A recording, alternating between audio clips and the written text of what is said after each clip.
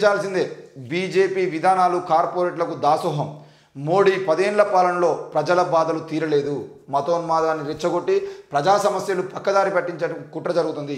కోట్ల మంది ప్రజలకు పౌష్టికాహారాన్ని అందించలేని దైన్య స్థితిలోకి భారతదేశం పోయింది. కోట్లాది మంది ప్రజలకు పౌష్టికాహారాన్ని ఈరోజు భారతదేశంలో ఆకలి చావులు, కరోనా సమయంలో కరోనాతో చచ్చిపోయినటువంటి చావుల కన్నా ఆకలి వల్ల చచ్చిపోయినటువంటి చావులే ఎక్కువ. ఈ విషయాన్ని ప్రజలందరూ గుర్తు చేసుకోండి. మీరు గమనించండి, ఈ దేశంలో ఎంత పెద్ద వైరస్ వచ్చినా ఆ వైరస్ వల్ల చచ్చేదానికన్నా ఎక్కువగానే ఆకలి వల్ల చచ్చిపోతూ ఉన్నారు. ఈ దేశం వెలిగిపోతుంది అని చెప్పేసి డ్రామాలు వేస్తున్న బీజేపీ పార్టీ ఈ రోజు వరకు కూడా ఈ దేశం వెలుగుతలేదు, ఈ దేశం చావులతో అల్లాడుతుంది అనే విషయాన్ని ఎందుకు చెప్పలేకపోతుంది అనే విషయాన్ని ఒక్కసారి మీరు నా గురించో నీ గురించో కాదు, రేపటి భవిష్యత్తు గురించి, ఈ దేశంలో ఇలాగే పాలన కొనసాగితే ఈ దేశంలో భవిష్యత్తు, రేపటి తరం భవిష్యత్తు ఏ విధంగా ఉంటుంది అనేది కూడా మీరు ఒక్కసారి ఆలోచన చేసుకోండి. ఇక రాష్ట్రంలో పంటలు ఎండుతున్నా కూడా పరిశీలించని మంత్రులు, ఆయారాం గయారాములతో రక్తి కడుతున్న రాష్ట్ర రాజకీయాలు, లౌకిక ప్రజాస్వామ్య విలువలను కాపాడేది కమ్యూనిస్టులే. వామపక్షాల రాష్ట్ర సదస్సులో నేతలు ఏప్రిల్ 1 నుంచి 15 వరకు కార్పొరేట్ మతోన్మాద రాజకీయాలకు వ్యతిరేకంగా విస్తృత ప్రచారం చేస్తాం. రాజ్యాంగ మౌలిక సూత్రాలకు ప్రమాదం ఏర్పడింది. 10 ఏళ్ల మోడీ పాలనలో నియంతృత్వం రాజ్యం వెళుతున్నది.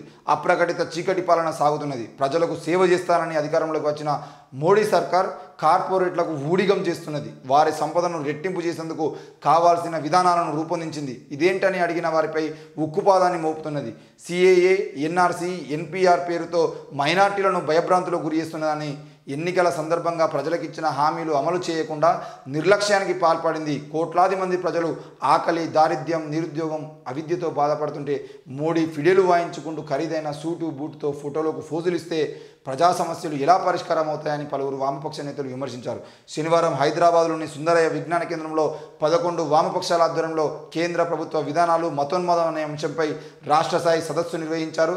సిపిఎం రాష్ట్ర కార్యదర్శి వర్గ సభ్యులు డీజీ నరసింహారావు అధ్యక్షత వహించగా, శాసనసభ్యులు సిపిఐ రాష్ట్ర కార్యదర్శి కూనంనేని సాంబశివరావు, సిపిఎం రాష్ట్ర కార్యదర్శి వర్గ సభ్యులు ఎస్ వీరయ్య, మరి సిపిఐ ఎంఎల్ మాస్ లైన్ రాష్ట్ర కార్యదర్శి పి రంగారావు, న్యూ డెమోక్రసీ రాష్ట్ర సహాయ కార్యదర్శి ఎస్ వెంకటేశ్వరరావు వీళ్ళందరూ పాల్గొన్నారు.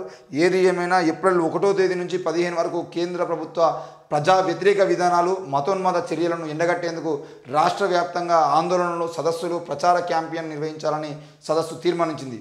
ఏది బీజేపీ విధానాలు ఏవైతున్నాయో, బీజేపీ ప్రజా వ్యతిరేక విధానాలు ఏవైతున్నాయో వాటికి వ్యతిరేకంగా ఏప్రిల్ 1వ తేదీ నుంచి 15వ తేదీ వరకు రాష్ట్ర వ్యాప్తంగా నిరసనల కార్యక్రమాలు, మరి మతోన్మాద ప్రజా వ్యతిరేక విధానాలను చేపడుతున్నటువంటి కేంద్ర ప్రభుత్వానికి సంబంధించిన విషయంలో వాటిని ఎండగట్టేందుకు రాష్ట్ర వ్యాప్తంగా ఆందోళనలు, సదస్సులు కూడా నిర్వహించాలని చెప్పేసి మరి ఆ 11 వామపక్ష సంఘాలు ఈరోజు ఏకపక్షంగా నిర్ణయం తీసుకోవడం జరిగింది.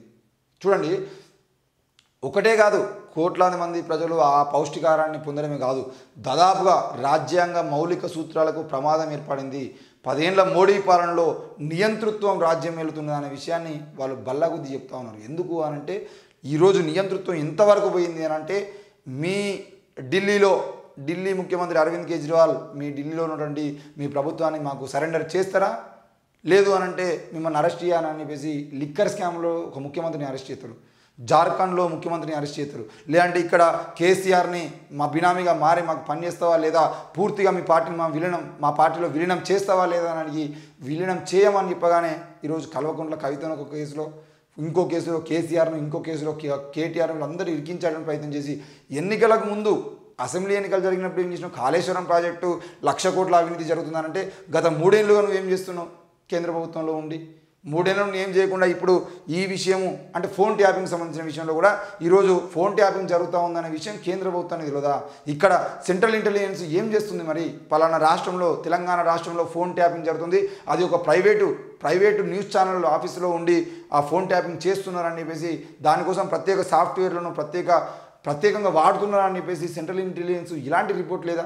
ఒక రాష్ట్రంలోని ప్రతిపక్ష నాయకులు అందరి మీద, అందులో కూడా మీ బీజేపీ పార్టీ చెందినటువంటి బండి సంజయ్, రఘునందన్ రావు లాంటి ఫోన్ ట్యాపింగ్లు, ఈటల రాజేందర్ లాంటి వ్యక్తులు వీళ్ళందరి ఫోన్ ట్యాపింగ్ చేస్తున్నారని చెప్పేసి వాళ్ళే ఆరోపించారు. మరి వాళ్ళందరి ఫోన్ ట్యాపింగ్ జరుగుతూ ఉంటే సెంట్రల్ ఇంటెలిజెన్స్ కళ్ళు మూసుకొని కూర్చున్నదా? ఏం జరిగింది అంటే, ఇన్ని రోజుల పాటు కేసీఆర్ చేసినటువంటి అరాచకాలన్నిటికీ మీరు సపోర్ట్ చేసిర్రు, మీరు దేశంలో పార్లమెంట్లో తీసుకున్న నిర్ణయాలన్నిటి ప్రజా వ్యతిరేక విధానాలన్నిటికీ వీళ్ళు సపోర్ట్ చేశారు కాబట్టి మీరు ఒకటే అన్న చింతన మీరు ఉన్నారు. ఈరోజు కేసీఆర్ ఓడిపోయింది కాబట్టి కేసీఆర్తో మాకు పని లేదు, అసలు కేసీఆర్ను తెలంగాణలో మొత్తానికి లేకుండా చేస్తే ఆ ప్రతిపక్ష పార్టీ హోదాలోకి మేమే వస్తామని చెప్పేసి ఈరోజు ప్రతిపక్ష పార్టీ హోదాలకు రావాలనే ప్రయత్నం మీరు చేస్తున్నారు. దానికోసమే కాంగ్రెస్తో కుమ్మక్కైపోయి ఈరోజు మీరు బీఆర్ఎస్ను బొందబెట్టడం ప్రయత్నం చేస్తున్న విషయం కూడా ప్రజలందరికీ తెలుసు. మరి ఇట్లా మీరు ప్రభుత్వాలను కూల్చేసి ఆ కాంగ్రెస్ ప్రభుత్వం అధికారంలోకి వచ్చినటువంటి రాష్ట్రాల్లో కూడా ప్రభుత్వాన్ని కూల్చి మీరు అధికారంలోకి రావడం, ఇప్పుడు ఇక్కడ ప్రతిపక్షంలో కూడా ఇక్కడ అధికార పక్షాన్ని కూల్చేటువంటి పరిస్థితి లేక రాజాసింగ్ మొదట్లో మాట్లాడిండు 60 రోజులు కూడా ఈ పార్టీ ఉండదు అని చెప్పేసి. 60 రోజులు పోయింది, 120 రోజులు అయింది.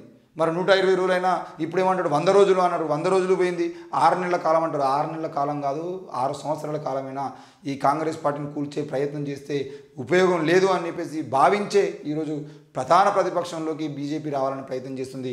మరి ఎమ్మెల్యేలు కాంగ్రెస్ పార్టీలో పోవాలని ప్రయత్నం చేస్తూ ఉంటే ఆ కాంగ్రెస్ పార్టీలో పోవాలనే ఎమ్మెల్యేలను బీజేపీలోకి రప్పించుకునే ప్రయత్నం కూడా ఈరోజు బీజేపీ నాయకులు చేస్తూనే ఉన్నారు. మరి ఇంత జరుగుతున్నా కూడా మరి తెలంగాణ ప్రజలు ఇంకా ఆలోచించాలని ప్రయత్నం చేయట్లేదు. దాదాపుగా ఈ ఎన్నికలకు ముందు ఒకవేళ ఎమ్మెల్యేలను కొనుగోలు చేయడమో లేదంటే ప్రభుత్వాన్ని ఇరకాటంలో పెట్టడానికి ప్రయత్నం చేయడమో, రేవంత్ రెడ్డిని కూడా అవసరమైతే ఓటుకునే కేసులో ఇరికించాలని ప్రయత్నం చేయడము, ఇట్లాంటివి ఏదో ఒక కుట్ర చేసి తెలంగాణలో కూడా మళ్ళీ బీజేపీయే ప్రధాన ప్రతిపక్షం, అవసరమైతే బీజేపీయే అధికార పక్షంలోకి వస్తుంది, బీజేపీ ఎంపీలే ఎక్కువ గెలుస్తారు అని చెప్పేసి భ్రమలోకి తీసుకుపోయేటువంటి ప్రయత్నం కూడా వాళ్ళు చేస్తున్నారు. కాబట్టి వీటిని మనం గమనించాలి. ఆల్రెడీ ఎమ్మెల్యే అభ్యర్థులుగా ఓడిపోయిన వాళ్ళే ఈరోజు ఎంపీలుగా నిలబడతా ఉన్నారు. అది ఈటల రాజేందర్ అయినా, రఘునందన్ రావు అయినా, బండి సంజయ్ అయినా, ధర్మపురి అరవింద్ అయినా, వీళ్ళందరూ కూడా ఎమ్మెల్యేలుగా పనికిరారు అని చెప్పేసి ప్రజలు తీర్పిచ్చిన తర్వాత మళ్ళీ వచ్చి ఎంపీలుగా పోటీ చేస్తున్నారు. ఎంపీలుగా పోటీ చేస్తే గెలిచే అవకాశాలు ఉంటాయి కావచ్చు, కానీ వాళ్ళు ఎంపీగా ఎందుకు పోటీ చేస్తున్నారు? ఒకవేళ పోటీ చేసేదంటే గెలిచేదంటే ప్రజలకు ఉపయోగపడతా, వాళ్ళ బిజినెస్ కోసం చేస్తున్నారా? ఈరోజు 100 కోట్ల రూపాయలు ఖర్చు చేసి మీరే చూసారు. ఏంటిది దీపాదాస్ మున్షి మన నిర్మలా సీతారామన్ గారు క్లియర్గా చెప్పారు, నా దగ్గర డబ్బు లేకపోవడం వల్లనే నేను పోటీలో పోటీలో ఉండలేకపోతున్నా అని చెప్పేసి మాట్లాడారు. మరి నిర్మలా సీతారామన్ లాంటి కేంద్ర మంత్రుల్ని ఈరోజు బీజేపీ గెలిపించలేకపోతుంది అని అంటే, ఆమె దగ్గర ఉన్నటువంటి డబ్బులు ఖర్చు చేసుకోలేక ఆమె పోవట్లేదు అని అంటే, మరి ఇక్కడ ఉన్నటువంటి నాయకుల పరిస్థితి ఏంది అంటే వీళ్ళు కూడా డబ్బు ఖర్చు చేసి గెలుస్తున్నారు, ఖర్చు చేయకపోతే వీళ్ళు కూడా గెలిచేటువంటి అవకాశం లేదు అనేది కూడా మనం అర్థం చేసుకోవాల్సిన అవసరం ఉంది.